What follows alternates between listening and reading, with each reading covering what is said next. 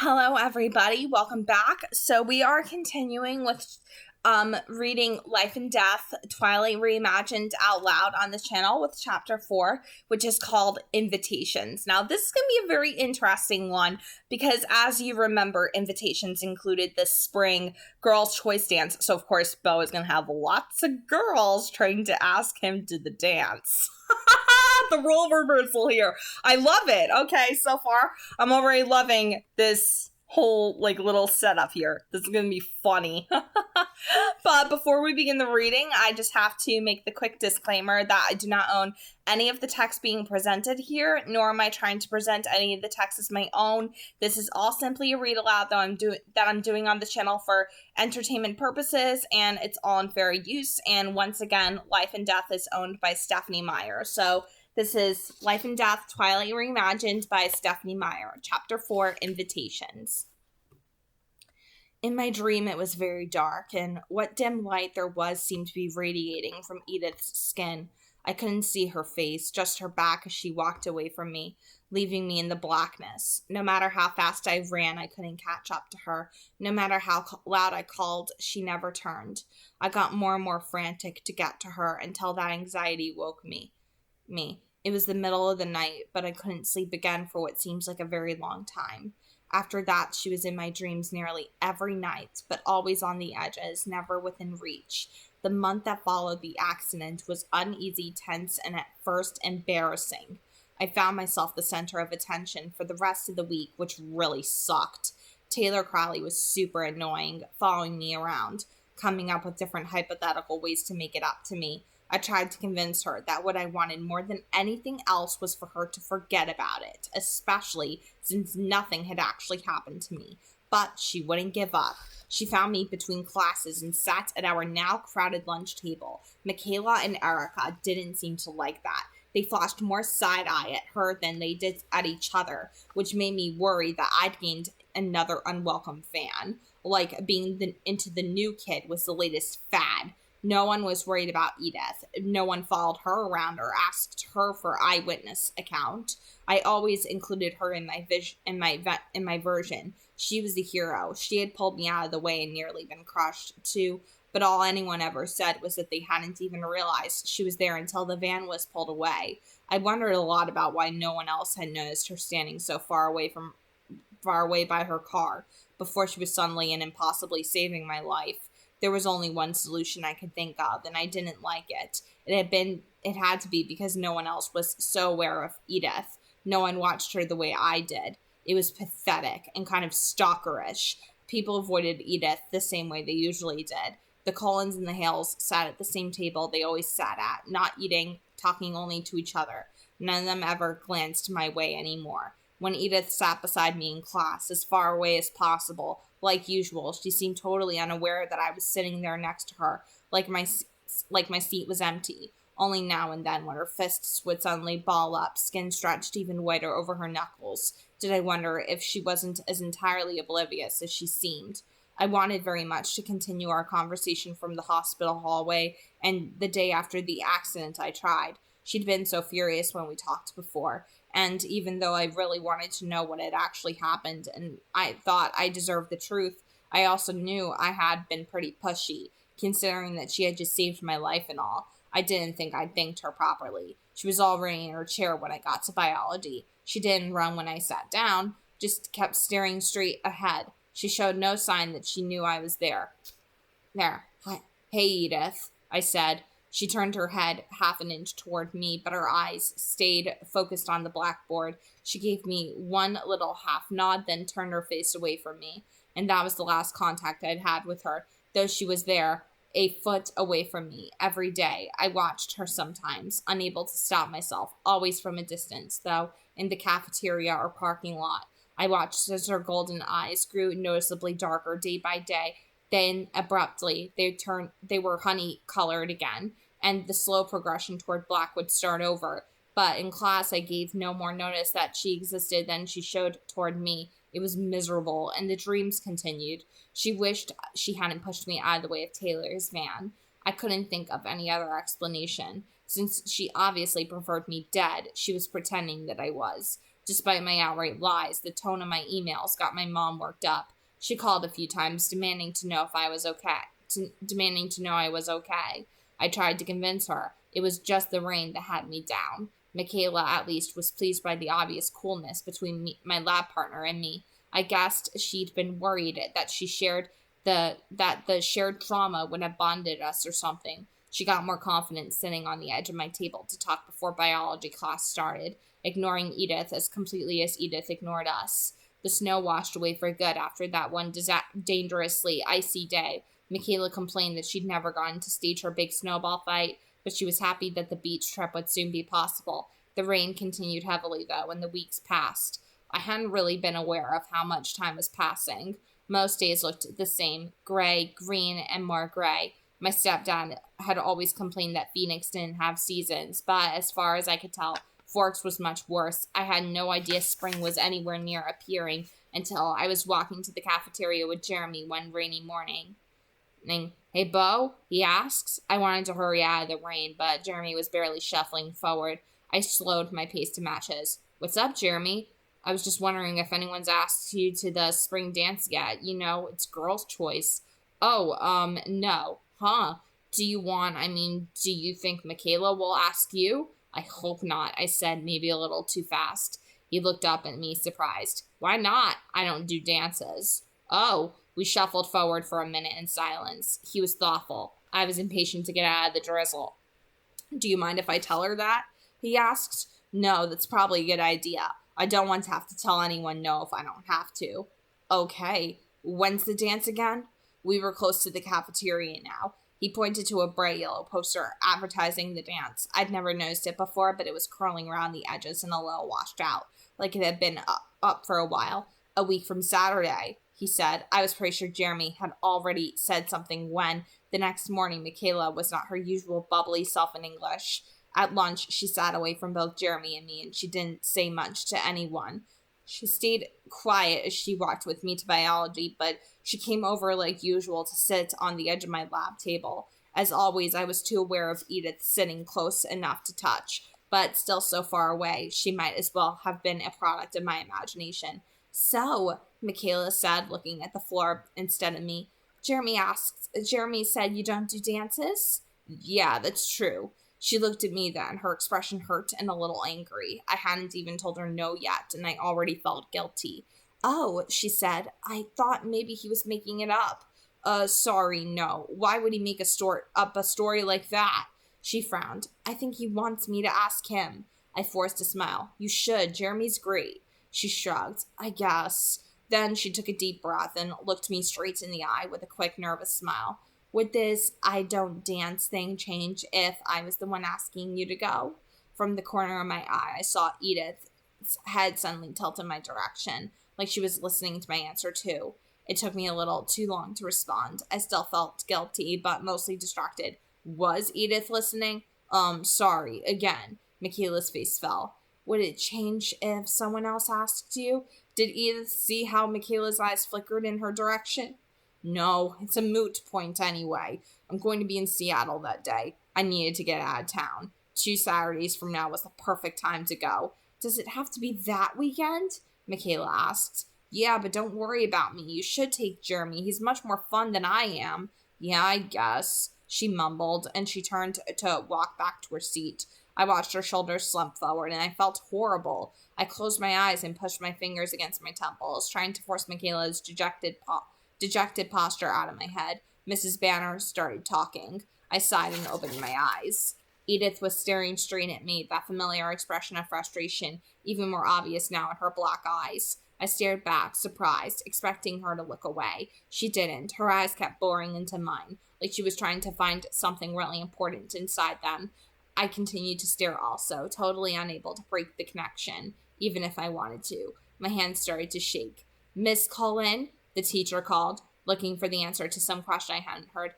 "The Krebs cycle," Edith answered, seeming reluctant as she turned to look at Mrs. Banner. I put my head down, pretending to stare at my book as soon as her eyes released me. It bothered me, the rush of emotion pulsing through me, just because she'd happened to look at me for the first time in 6 weeks. It wasn't normal. It was actually pretty pathetic, and probably more than that, unhealthy. I tried not to be aware of her for the rest of the class, or, since that was impossible, at least not to let her know that I was aware of her. When the bell finally rang, I turned away from her to stack up my books, expecting her to rush out as usual. Beau? Her voice shouldn't sound so familiar, like I'd been hearing it all my life instead of just an hour here and there a few weeks ago. I turned slowly toward her, not wanting to feel what I knew I would feel when I looked at her too perfect face. I'm sure my expression was guarded. Hers was was unreadable. She didn't say anything. Yes? I asked. She just looked at me. So, are you not talking to me again? Not, she said, but her lips curled up into a smile, her dimples flashing. Okay. I looked away, down at my hands, then over toward the chalkboard. It was hard to concentrate when I looked at her, and this conversation wasn't making much sense. I'm sorry, she said, and there was no joke in her voice now. I'm being very rude, I know, but it's better this way, really. I looked at her again. Her expression was totally serious now. I don't know what you mean. It's better if we're not friends, she explained. Trust me. My eyes narrowed. I'd heard that one before. She seemed surprised by my reaction. What are you thinking? She asked. I guess that's too bad you didn't figure this out earlier. Saved yourself the regret. Regret? My answer seemed to have caught her off guard. Regret for what? For not letting Taylor's van crush me when it had the chance. She looked completely shocked. She stared at me for a minute, wide-eyed, and when she finally spoke, she almost sounded mad. You think I regret saving your life? The words were quiet, just under her breath, but still pretty intense. I glanced quickly toward the front of the room, where a couple of kids were still lingering. I caught one of them looking at us. He looked away, and I turned back to Edith. Yeah, I said just as quietly. I mean, what else? Seems kind of obvious. She made the strangest sound. She exhaled through her teeth like it was a hiss. She still looked mad. You're an idiot, she told me. Well, that was my limit. It was bad enough that I was so fixated on this girl, bad enough that I thought about her all the time, dreamed about her every night. I didn't need to sit here like the moron she thought I was and just stare while she insulted me. I grabbed my books and lurched out of my chair, knowing all the while that she was right. I was an idiot, but I wanted to stay, even if all I got to hear was more abuse from her. I needed to get out of the room as fast as possible. So, of course, I tripped over the threshold and half fell through the doorway, my books scattering across the sidewalk. I stood there for a second with my eyes closed, thinking about leaving them. Then I sighed and bent to pick them up. Edith was there. She'd already stuck them in a pile, which she offered to me. I took them without really looking at her. Thanks, I mumbled. You're welcome, she answered, still mad, sounded like. I straightened up and hurried to gym without looking back. Gym didn't make my day any better. We'd moved on to basketball. On the first day, even though all of them had seen me play volleyball, the other kids still seemed to think I should be good. It didn't take them long to figure out the truth. They never passed to me now, which was good, but with all the running, I still managed to have a few accidents per game. Today was worse than yesterday because I couldn't concentrate on my feet. All I could think of was Edith. It was a relief, as usual, when I was finally free to leave. I couldn't wait to be back inside my truck, alone. The truck was in pretty decent shape, all things considered. I'd had to replace the taillights after the accident, but that was it. If the paint job weren't already hopeless, maybe I would have had to do something about the new scrapes. Taylor's parents had to sell her van for parts. I rounded the corner and nearly had a heart attack. Someone small and thin was leaning against the side of my truck. I skated to a stop, then took a deep breath. It was just Erica. I started walking again. Hey, Erica. Hi, Beau. What's up? I asked as I went to unlock the door. I glanced down at her and fumbled my keys. She looked really uncomfortable. I was wondering if you would go to the spring dance with me? I carefully inserted the car key into the lock. Sorry, Erica, I'm not going to the dance. I had to look at her and then. Her face was down, her black hair hiding her eyes. Oh, okay, because I'm going to be in Seattle, I said quickly, trying to make her feel better. It's the only day I can go. So, well, I hope it's fun and all. She glanced up from under her hair. Okay, she repeated, but her voice was slightly more cheerful now. Maybe next time. Sure, I agreed, and then immediately regretted it. Hopefully she wouldn't take that too literally. See ya, she said over her shoulder. She was already escaping. I waved, but she didn't see it. I heard a low laugh. Edith was walking past the front of my truck, looking straight forward, her mouth not betraying even the hint of a smile. I froze for a second. I wasn't prepared to be so close to her. I was used to bracing myself before biology, but this was unexpected. She kept walking. I jerked the door open and climbed in, slamming it a little too hard behind me. I revved the deafening engine twice and reversed out into the aisle. Edith was already in her car already, 2 spaces down, sliding out into the lane in front of me, and out into the lane in front of me, cutting me off. She stopped there to wait for her family, I assumed. I could see the 4 of them walking this way, but they were still all the way back by the cafeteria. I looked in my rearview mirror. A line was beginning to form. Right behind me, Taylor Crowley was in her new acquired used Sentra, waving. I ducked my head and pretended I couldn't see her. While I was sitting there, focusing all my efforts on not staring at the driver in front of me, I heard a knock on my passenger side window. It was Taylor. I glanced in my mirror again, confused. Her Sentra was still running, the door left open. I leaned across the cab to crank the window down. It was stiff. I got it halfway there, then gave up. Sorry, Taylor, I can't move. I'm pinned in. I gestured to the Volvo. Obviously, there was nothing I could do.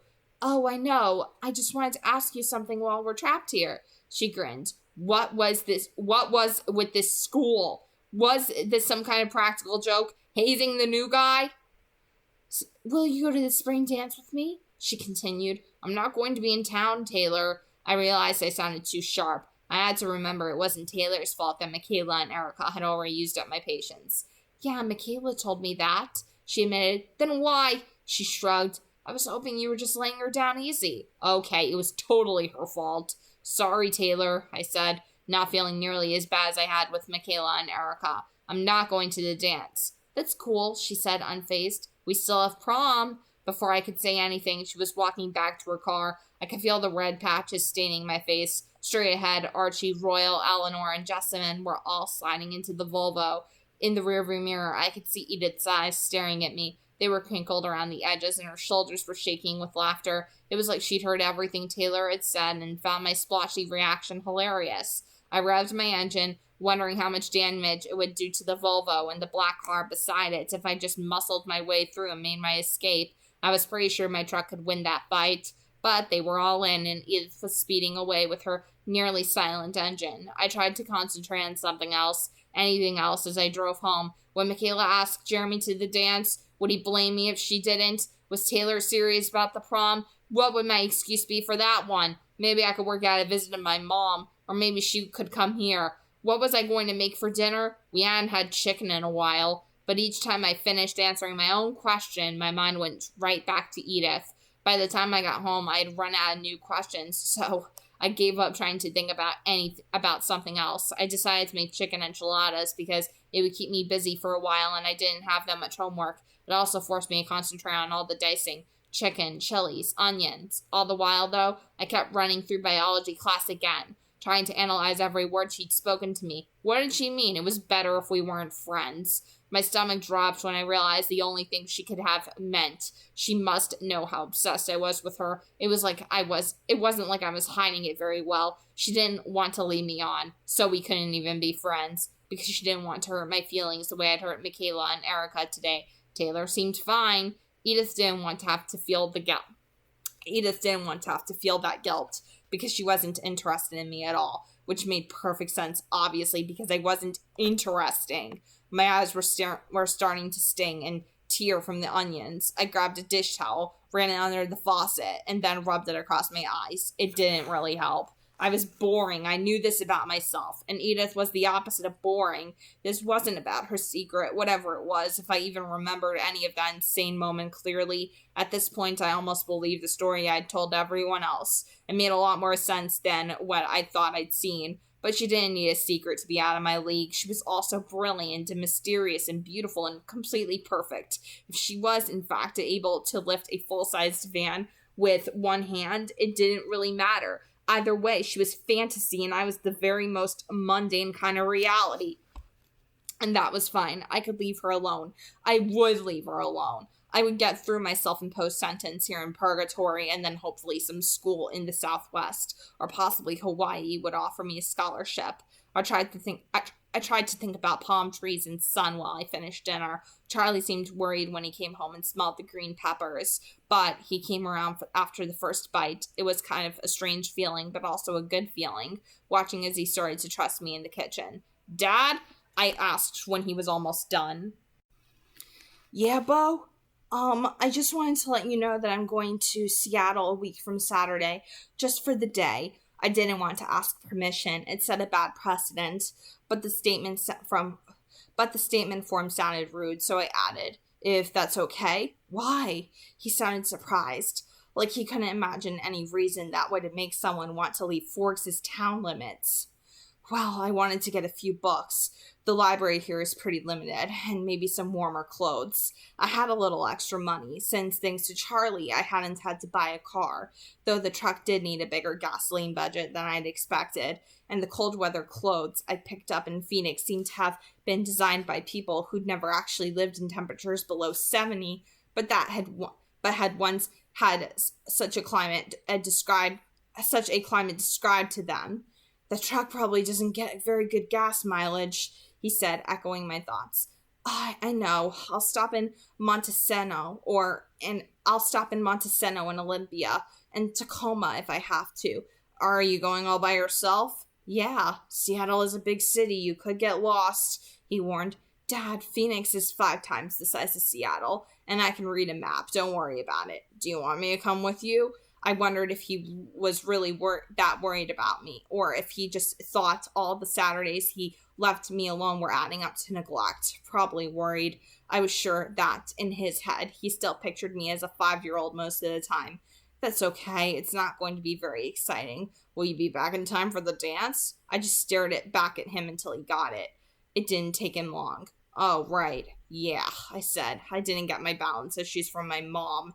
The next morning at school, I parked as far as possible from the shiny silver Volvo. I would keep my distance. I wouldn't notice her anymore. She'd have nothing to complain about from here on out. As I slammed the truck door shut, I lost my hold on the key and it splashed down in the puddle at my feet. As I bent to retrieve it, a pale hand flashed out and grabbed it first. I jerked upright, almost smacking my head into her. Edith Cullen was right there, leaning casually against my truck. How do you do that? How do you do that? I gasped. Do what? She held out my key while she spoke. As I reached for it, she dropped it in my palm. Appear out of thin air. Bo, it's not my fault. You are exceptionally unobservant. Her voice was just a murmur, muted velvet, and her lips were holding back a smile, like she thought I was hilarious. How was I supposed to ignore her when she wouldn't ignore me? That was what she wanted, right? Me out of her long, bronzy hair. Wasn't that what she said to me yesterday? We couldn't be friends? Then why was she talking to me? Was she sadistic? Was this her idea of fun? Tortured the idiotic kid she could never possibly care about? I stared at her, frustrated. Her eyes were light again today, a deep golden honey color. My thoughts got confused and I had to look down. Her feet were just a half foot from mine, oriented toward me, unmoving, like she was waiting for a response. I looked past her, toward the school, and said the first dumb things that came into my mind. Why the traffic jam last night? I thought you were supposed to be pretending I don't exist. That was for Taylor's sake. She was figuratively dying for her chance at you. I blinked. What? Irritation from yesterday's memory bled into my voice. I hadn't thought Edith and Taylor were friends. Did Taylor ask her? That didn't seem likely. And I'm not pretending you don't exist, she continued like I hadn't spoken. I met her eyes again, trying hard to keep my mind focused. No matter how golden they seemed, or how long her lashes were against her pale violet lids. I don't know what you want from me, I told her. It was annoying how my thoughts seemed to explode straight through my lips when I was near her, like I had no filter at all. I would have never spoken this way to another girl. The amused half-smile disappeared and her face was suddenly guarded. Nothing, she said too quickly, almost like she was lying. Then you probably should have let the van take me out. Easier that way. She stared for a second, and when she answered, her voice was cold. Bo, you were utterly absurd. I must be right about the torture thing. I was just a way for her to pass time in this boring town. An easy mark. I was past her in one long stride. Wait, she said, but I forced myself to keep moving, not to look back. I'm sorry, that was rude, she said, somehow right next to me, keeping pace, though my legs were probably twice as long as hers. I'm not saying it wasn't true, but it was rude to say it out loud. Why won't you leave me alone? I wanted to ask you something, but you sidetracked me. I sighed and slowed, though she didn't seem like she was having a hard time keeping up. Fine, I was such a sucker. What do you want? I was wondering if a week from Saturday, the day of the spring dance. I stopped, willing to look down at her. Is this funny to you? She stared up at me, seeming oblivious to the drizzling rain that was falling. She was apparently wearing no makeup at all. Nothing smudged or ran. Of course, her face was just that perfect naturally. For a second, I was actually angry. Angry that she had to be so beautiful. Angry that her beauty had made her cruel. Angry that I was the object of her cruelty. And even though I knew it, I still couldn't successfully walk away from her. Her amused expression was back, the hint of dimples threatening on her cheeks. Will you please allow me to finish? She asked. Walk away, I told myself. I didn't move. I heard that you were going to Seattle that day, and I wondered if you wanted a ride. That was not what I was expecting. Huh? Do you want a ride to Seattle? I wasn't sure where her joke was heading now. With who? Myself, obviously. Myself, obviously. She enunciated every syllable, like she thought maybe English wasn't my first language. Why? Where was the punchline? Well, I was planning to go to Seattle in the next few weeks, and to be honest, I'm not sure if your truck can make it. Finally, I was able to start walking again, go to buy the insult to my truck. Make fun of me all you want, but leave the truck out of it, I said. Again, she kept up easily. Why would you think I'm making fun of you? She asks. The invitation is genuine. My truck is great, thanks. Can your truck make it to Seattle on one tank of gas? Before the truck, I'd never cared one way or another about any car, but I could feel a prejudice against Volvos forming. I don't see how it's your problem. The wasting of finite resources is everyone's problem, she said primly. Seriously, Edith. I felt a charge go through me as I said her name aloud, and I didn't like it. I can't keep up with you. I thought you didn't want to be my friend. I said it would be better if we weren't friends, not that I don't want to be. Oh, wow, great. So that's all cleared up. Thick sarcasm. I realized I had stopped walking again. I looked down at her rain-washed face, clean and perfect, and my thoughts started to a halt. It would be more prudent for you not to be my friend, she said. She explained. But I'm tired of trying to stay away from you, Beau. There was no humor in her face now. Her eyes were intense, narrowed. Her eyes were intense, narrowed. The long lines of her lashes stark black against her skin. Her voice had a straight heat to it. I couldn't remember how to breathe. Will you accept a ride with me to Seattle? She demanded, voice still burning. I couldn't speak, so I just nodded. A quick smile reshaped her face, and then she was serious again. You really should stay away from me, she warned. I'll see you in class. She spun on her heel and then walked quickly back the way we'd come. Okay, so I'm definitely noticing even more differences here with Beau and the language that he uses in particular, especially when he's talking to Jeremy in particular about the dance and everything. Like Jeremy reminding him of the spring dance, and he's like, I don't do dances. Like he makes it very, very clear.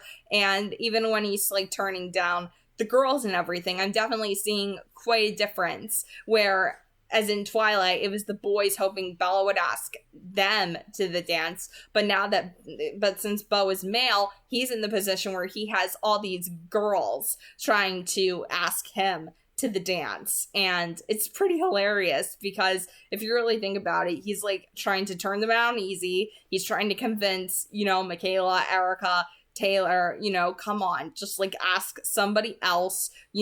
Jeremy's more fun than me, he tells Michaela. And obviously, he doesn't have a very high opinion of himself either. Like he even says about Edith, she'll find me so boring. I'm probably the most boring thing ever. It's like, why am I so obsessed with her? Why am I so interested in her? I sound like a stalker. So obviously, the reversal here between Bella and Beau in this case is that Beau is now the one feeling like the stalker as opposed to Edward in this case. Like I can definitely see a major difference because I feel like with boys in particular, if they have like any kind of like obsession towards a girl, like I think most of them would think of that as unhealthy in a way, and Bo is definitely feeling that his obsession with Edith is a bit stalkerish and unhealthy. And of course now he's like worrying, oh God, like what would she think of me if I told her that I dream of her and everything, you know what I mean? So definitely the difference there between Bella and Bo in a lot of ways. I do really like that. And I like how he tells Charlie, you know, oh, I'm not going to the dance. And Charlie looks at him like, why not? And he just shoots him one look. Like, that's the only thing that ever needs to be said. It's just one silent look. And then Charlie's like, oh, yeah, right. So I love it. I love how with Bo, you know, like one look from him is all that will ever suffice for his thoughts and his emotions in that case. Like, he just has to look at you straight in the face and silently tell you everything that already needs to be said. And that is quite a difference between him and Bella in a lot of ways. So I think that's actually a really, really cool detail. And also, something about this, definitely this line here, which really sucked, this phrase in particular here, that is a line that Bella would never say. Something really sucked. Like, Bella is a little bit more proper with her language in particular, while Bo is like very blunt and straight to the point, whereas Bella is a little bit more flowery. She wouldn't say the word sucked. Like, that's just something that she would never say, whereas Bo, that's definitely a word that he would say, because he's a lot blunter, more masculine in his language than Bella is in particular. And I'm glad that I picked up that difference there, because to be true, I am starting to see quite a difference in the way how he speaks and the way he carries himself, the way he acts. There is definitely a significant difference between him and Bella, and I really do like spotting those differences and seeing, you know, the changes that were made to the story. And this was definitely the most interesting chapter to read, because seeing his reactions to all these girls asking him and everything, yeah, definitely, that was a very interesting take, the role reversal of the girls now begging the guy to go with them, as opposed to the boys begging the girl to ask them to the girls' choice dance. So ultimately, that was my reading of chapter 4, Invitations. So if you guys enjoyed the reading, you can leave a like on the video. And if you're brand new, be sure to subscribe as well. And also be sure to leave comments down below and let me know what your thoughts were on this reading in particular, and what your thoughts were on the chapter, and if you particularly noticed any differences between Bo and Bella. So God bless, happy viewing, and have a nice day, everyone. See ya!